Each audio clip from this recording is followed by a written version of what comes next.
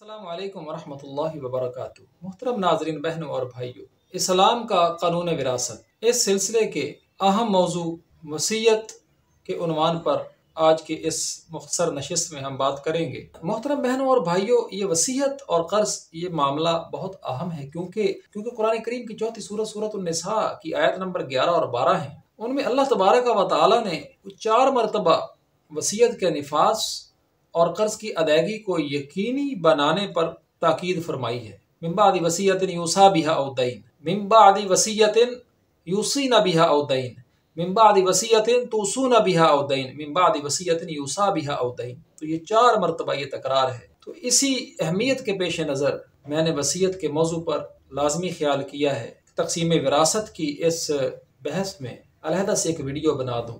अल्लाह ताला ने कुरान करीम के ज़रिए से जो कानून विरासत दिया है, इससे पहले वसीयत की हैसियत फ़र्जी थी, जिसका जिक्र आपको सूरत बकरा की आयत नंबर 180, 81 और 82 में मिलेगा। लेकिन जब कुरान करीम की चौथी सूरत निसा की आयत 11, 12 और 176 आई तो वसीयत की हैसियत इख्तियारी रह गई।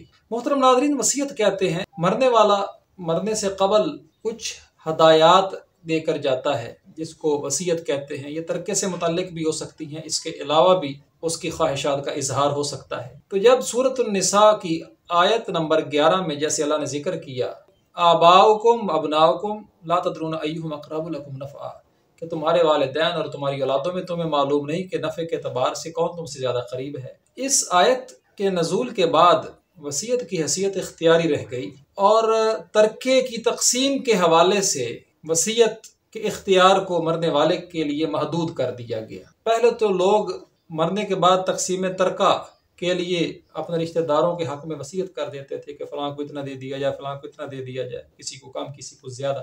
लेकिन इन आयात के आ जाने के बाद वसीयत का वो जो लामहदूद इख्तियार था वो ख़त्म कर दिया गया। जैसा कि तिरमिज़ी शरीफ में एक रिवायत है कि खुतबा हिज्जतुल विदा के मौके पर रसूलुल्लाह सल्लल्लाहु अलैहि वसल्लम ने फरमाया, अल्लाह ताला ने हर हकदार को उसका हक अता कर दिया है, लिहाजा अब कोई भी बंदा अपने वारिस के लिए वसीयत नहीं कर सकता। यानी वसीयत वारिस के लिए नहीं है।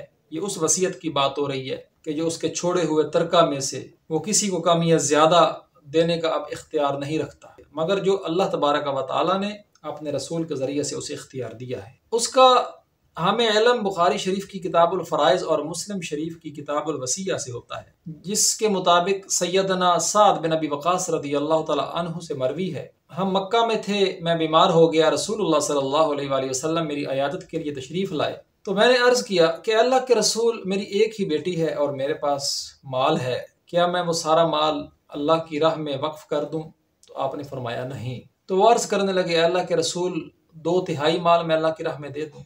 आपने फरमाया नहीं। फिर वो अर्ज़ करने लगे, क्या मैं अपने माल का आधा हिस्सा अल्लाह की राह में दे दूँ? तो रसूलुल्लाह सल्लल्लाहु अलैहि वसल्लम ने फरमाया नहीं। तो वो अर्ज़ करने लगे, क्या मैं अपने माल का तीसरा हिस्सा यानी तिहाई 1/3 अल्लाह की राह में दे दूँ?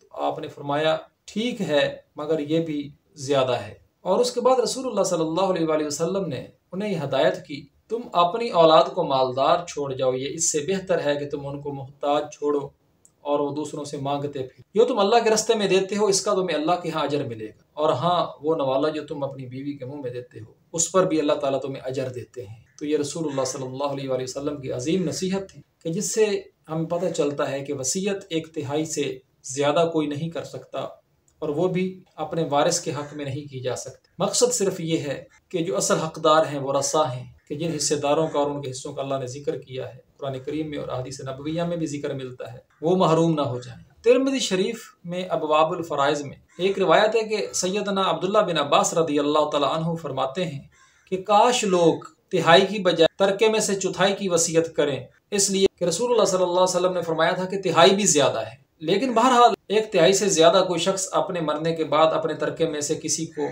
शरान मजाज नहीं, और बिलखसूस उसकी वसीयत किसी गैर वारिस के हक में होनी चाहिए। वसीयत 1/3 से ज्यादा भी नहीं की जा सकती और ये वारिस के हक में भी नहीं की जा सकती। मोहतरम बहनों और भाइयों, ये 2 बातें हमें समझ लेनी चाहिए। और इसी तरह यहाँ 2-3 बातें और भी मैं अर्ज़ करता चलूँ।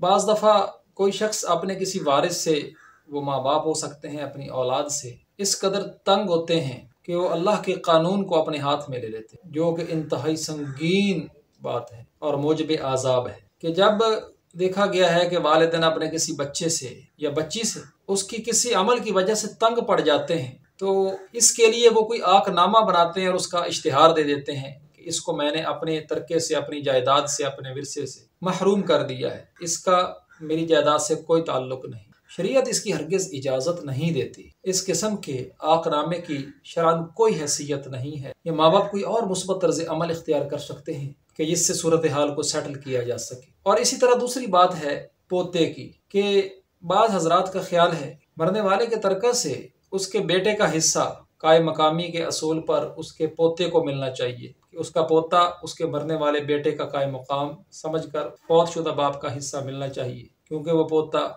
अपने मरने वाले बाप का कायम मकाम है। यानी दादा के तरके से यतीम पोते को भी हिस्सा दिया जाए। सूरत निसा की आयत नंबर 6 में अल्लाह तबारक व तआला ने यतीम के हकूक़ के बारे में बड़ी वजाहत फरमाई है और यतीम के हकूक़ का बड़ा तहफ़्फ़ुज़ फरमाया है। लेकिन इस बात का जिक्र कहीं नहीं है कि यतीम पोते को उनके चचाओं और फूफियों की मौजूदगी में भी विरासत से दादा के तरके से हिस्सा मिलेगा। चूँकि उसका बाप फौत हो चुका है, इसलिए जब कोई तरका तो तभी मिलता है कि जब कोई शख्स फौत होता है तो उसका वारिस जिंदा हो। जब मरने वाले का अपना बेटा फौत हो गया और आगे उसका बेटा जिंदा है जो उसका पोता है, तो चूंकि मरने वाले की जिंदगी में उसका बेटा फौत हो गया, इसलिए अब उसके बाकी औलाद को, उसके बेटे बेटियों को हिस्सा मिलेगा, लेकिन जो फौत हो गया उसको कुछ नहीं मिलेगा। तो इस तरह तो उस फौतशुदा बेटे का जो बेटा है, इस मरने वाले का पोता, वो भी महरूम हो जाएगा। तो इसके लिए शरीयत ने यहाँ भी गुंजाइश रखी है कि ये जो वसीयत है ये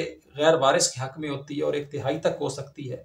तो दादा अपने पोते के लिए वसीयत के जरिए से तरका में से हिस्सा दे सकता है, क्योंकि वो उसका शरई वारिस नहीं है। तो एक तिहाई तक वसीयत करके वो तरका में से उसको हकदार बना सकता है। तो शरीयत ने तो बड़ा आसान हल दिया है। और इसी तरह एक और मसला है पालक का। बाज लोग मुंह बोला बेटा बना लेते हैं, और अगर तो वो उस मरने वाले के वरासा में से है तो फिर बतौर हिस्सादार जो उसका मुकर्रर हिस्सा बनता है वही उससे मिलेगा। अगर वो लयपालक उस मरने वाले के वरासा में से नहीं है तो शरअन उसके तरकस उसे कुछ नहीं मिलेगा। साफ जाहिर है कि मरने वाले ने जिसको लयपालक किया था उसकी उसके साथ एक जज्बाती वाबस्तगी होती है। अगरचे उसका वारिस नहीं है तो यहाँ पर भी कानून साजी के जरिए से, यहाँ पर भी अगर रियासत चाहे तो कानून साजी कर सकती है या फिर अहले इल्म से रजू किया जा सकता है। तो बड़ा वाज़ेह तौर पर इस्लाम ने इस वसीयत के जरिए से यह गुंजाइश बाकी रखी है।